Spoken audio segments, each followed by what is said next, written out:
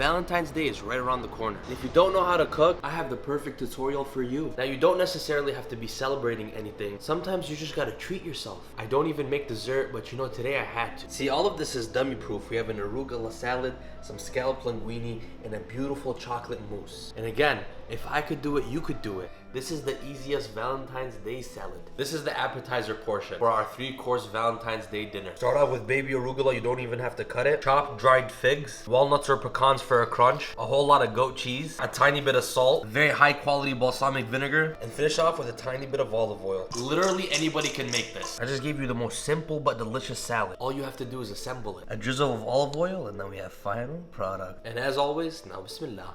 This is dummy proof stuff.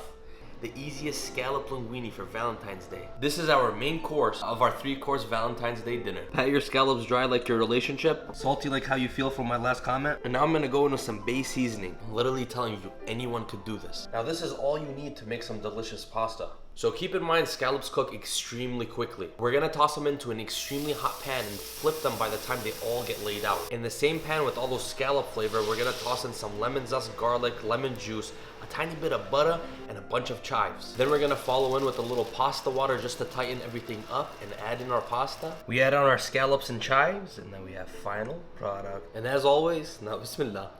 This is literally dummy proof, and by far the best Valentine's Day dessert. Glossy and gorgeous. So this is the dessert portion for our easy Valentine's dinner. Simmer down 1 cup of heavy cream. You want to bruise down some mint leaves to infuse the heavy cream. A little bit less than a 1/4 cup of sugar. And now we let everything get nice and lovey-dovey. Those tiny bubbles on the side, that's what we want. Fish out the mint. 4 ounces of high quality chocolate. The tiniest dash of cayenne pepper. A kiss of instant coffee if you're catching my drift. And the tiniest pinches of salt. Pour in your warm heavy cream and don't touch for about a minute. Start slowly mixing. It might look weird for a minute, but just keep stirring. Now you might wonder, is this really working?